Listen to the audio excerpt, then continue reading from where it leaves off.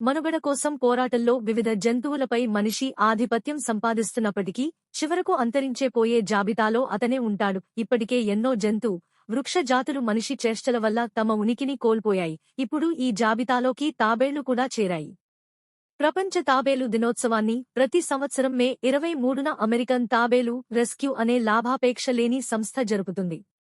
తాబేళ్లు మరియు ప్రపంచవ్యాప్తంగా కనుమరుగవుతున్న వాటి ఆవాసాలను రక్షించడానికి ప్రజలలో అవగాహన పెంచడానికి ఈ రోజును జరుపుకుంటారు. తాబేలు యొక్క అన్ని జాతుల రక్షణ కోసం 1990లో స్థాపించబడిన లాభాపేక్ష లేని సంస్థ అమెరికన్ తాబేలు రెస్క్యూ ద్వారా 2000 నుండి ఈ దినోత్సవంను జరుపుకుంటున్నారు. సరీసృపాల్లో అతిపెద్ద జీవిగా, ప్రస్తుతం మనుగడలో ఉన్న జీవుల్లో పురాతన జీవులుగా చెప్పబడే తాబేళ్లలో 320 జాతులు ఉన్నప్పటికీ వాటిలో సగం జాతులు అంతర్ధానమయ్యే పరిస్థితులు వచ్చాయి. ఇప్పటికే అంతరించిపోయిన వాటిలో 22 ఉపజాతులు ఉన్నాయి. మరో 41 జాతుల పరిస్థితి ఆందోళనకరంగా ఉంది. ఎన్నో విశిష్టతలున్న తాబేళ్ల గురించి ప్రజలకు తెలియచేయడం, వాటి ప్రత్యేకతలపై ప్రచారం చేయడం, వాటి ఆవాసయోగ్య ప్రాంతాలను చెదరగొట్టకుండా చూడటం, సదస్సులు, సంరక్షణ చర్యలు చేపట్టడం వంటి కార్యక్రమాలు ఈ సందర్భంగా నిర్వహిస్తారు. ముఖ్యంగా సాగర తీరప్రాంత దేశాల్లో ఈ కార్యక్రమాలు జోరుగా సాగుతాయి. నీటిలో ఉండే తాబేళ్లు గుడ్లు పెట్టడానికి ఒడ్డుకు వస్తాయి. ఆడ తాబేలు గుడ్లు పెట్టడానికి అవి పుట్టిన తీరానికే రావడం గొప్ప విచిత్రం. ఒక్కోసారి అవి 1500 మైళ్ల దూరం ప్రయాణించి అవి పుట్టిన ప్రాంతంలోనే గుడ్లు పెట్టి వెళ్లిపోతాయి. చీకటిగా ఉన్నప్పుడు తీరంలో సంచరిస్తూ అనువైన చోటు, సురక్షితమైన ప్రాంతాన్ని రోజుల తరబడి గమనించి ఇసుకలో గోతులు తవ్వి గుడ్లను వదిలి ఇసుకను కప్పి వెళ్లిపోతాయి. నిజానికి తాబేలు సంపర్కదశకు చేరడానికి వయసుతో సంబంధం లేదు. అవి శరీర పరిమాణాన్ని బట్టి సంపర్కానికి సిద్ధపడతాయి. కనీసం 40 ఏళ్లకు అవి జతకట్టే వీలుంటుంది. ఇక గుడ్ల నుంచి పిల్లలు వచ్చినప్పుడు అవి ఆడ, మగ అన్నది వాతావరణంలో వేడిని బట్టి తేలుతుంది. ఎక్కువ వేడి ఉన్నప్పుడు గుడ్ల నుంచి ఆడ, చల్లటి వాతావరణంలో మగతాబేళ్లు పుడతాయి. ఇప్పుడు గ్లోబల్ వార్మింగ్ కారణంగా వాతావరణం వేడెక్కి ఆడ తాబేళ్ల సంఖ్య పెరిగిపోతోంది. ఫలితంగా ఆ జాతిలో సమతుల్యత దెబ్బతింటోంది. నిజానికి చీకటి వాతావరణంలో రహస్యంగా తాబేళ్లు ఒడ్డుకు చేరతాయి. సహజసిద్ధమైన వెలుతురులో నక్షత్రాలు, సూర్యచంద్రుల కదలికలను బట్టి అవి పుట్టిన చోటుకు వస్తాయని భావిస్తారు. అయితే ఆధునిక ప్రపంచంలో తీరప్రాంతాల్లో కృత్రిమంగా ఏర్పాటు చేస్తున్న విద్యుత్ కాంతులు వాటికి ఇబ్బందులు సృష్టిస్తున్నాయి. నిజానికి ఒక్కో తాబేలు వందల సంఖ్యలో గుడ్లను పెట్టినా వాటి పిల్లల్లో బతికేది 10% కన్నా తక్కువే. వాటిలో కూడా చివరి వరకు జీవించేది 1% అంత తక్కువ సంఖ్యలో ఉన్న వీటికి ఇప్పుడు మనుగడ కష్టమైపోయింది. ఈ భూమి మీద ఎక్కువ కాలం జీవించే ప్రాణి కూడా ఇదే. వీటి సగటు జీవనకాలం 150 సంవత్సరాలు. తాబేళ్లకు వాసన చూసే శక్తి ఉంది. తమ జతను అవి ఆ లక్షణంతోనే ఎంపిక చేసుకుంటాయి. ఇక వాటికి స్వరపేటిక లేకపోయినా చిన్నగా అరుస్తాయి. రకరకాల ధ్వనులు చేస్తాయి. మన గోళ్లు తయారయ్యే కెరోటిన్తోనే వాటి తాబేళ్లపైనుండే చిప్ప తయారవుతుంది. అత్యంత దృఢంగా ఉండే పైచిప్ప 50 రకాల ఎముకలతో తయారవుతుంది. దానికి స్పర్శను గ్రహించే తత్వం ఉంటుంది.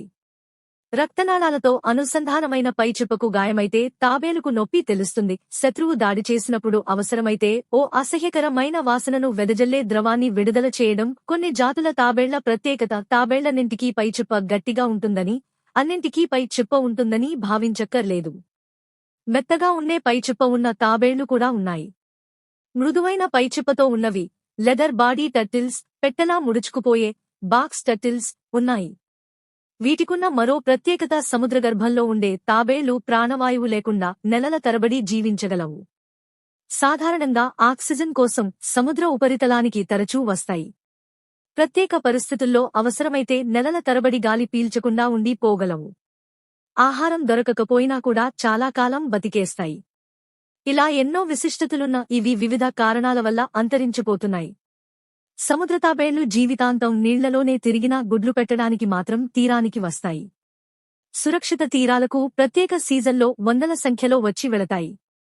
గుడ్ల నుంచి పిల్లలు బయటపడ్డాక అవి సముద్రంలోకి వెళ్లడం ఇప్పుడు సమస్యగా మారిపోయింది. తీర ప్రాంతాల్లో నిర్మాణాలు, ప్రజల కదలికలు ఎక్కువైపోవడంతో వాటికి రక్షణ కరవైంది. చేపల వేట పేరుతో మరపడవలు పెరిగిపోవడం, వేట పెరిగిపోవడంతో వాటికి ఆహార లభ్యత దుర్లభమవుతోంది. ఇక ప్లాస్టిక్ కాలుష్యం వాటి పాలిట శాపంగా మారిపోయింది. సముద్ర జలాల్లోకి చేరిపోతున్న ప్లాస్టిక్ కవర్లు, పాలిథిన్ కవర్లు వాటికి ప్రాణాంతకమవుతున్నాయి. జెల్లీఫిష్లను తినే ఒక జాతి తాబేళ్లు ఈ కవర్లను జెల్లీఫిష్లు, స్పాంజ్లుగా భ్రమించి తిని మరణిస్తున్నాయి. సముద్రంలో చమురు అవశేషాల వల్ల పెద్ద సమస్య ఏర్పడుతోంది. కళ్ళు, నోటిలోకి చమురు వెళ్లి అవి మరణిస్తున్నాయి. ఇక చేపల కోసం వేసే భారీ వలల్లో ఇవి ఇరుక్కుపోయి మరణిస్తున్నాయి. చైనా, జపాన్, తైవాన్ వంటి దేశాల్లో తాబేళ్లను ఆహారంగా, ఔషధంగా ఉపయోగిస్తారు. చాలా దేశాల్లో తాబేళ్ల పైచిపతో తయారు చేసే వస్తువులకు మంచి డిమాండ్ ఉంది. 10 ఏళ్ల క్రితం చేసిన ఓ పరిశోధన ప్రకారం 320 జాతుల తాబేళ్లుండేవి. వాటిలో 52% పరిస్థితి భయపెట్టేదిగా ఉంది. 25 జాతులు ఇప్పటికే అంతరించిపోయాయి. మరో 40 జాతుల పరిస్థితి హైరిస్క్ స్టేటస్లో ఉంది. తాబేళ్లను కాపాడుకోవడానికి ఎన్నో చర్యలు చేపట్టారు. ఫ్లోరిడాలో అవి గుడ్లు పెట్టే సీజన్లో తీర ప్రాంతాల్లో విద్యుద్దీపాల వెలుగును నియంత్రించి వాటిని కాపాడతారు. కొన్ని జాతుల తాబేళ్ల రవాణాకు అడ్డుకట్ట వేయాల్సి ఉంది. ఇప్పటికే కొన్ని దేశాలు ఈ మేరకు ముందుకు వచ్చాయి. ప్రజల్లో సరైన చైతన్యం వస్తే మన పాత నేస్తాన్ని కాపాడుకోవడం పెద్ద కష్టం కాదు. ఇందుకు కావాల్సిందల్లా చిత్తశుద్ధి మాత్రమే.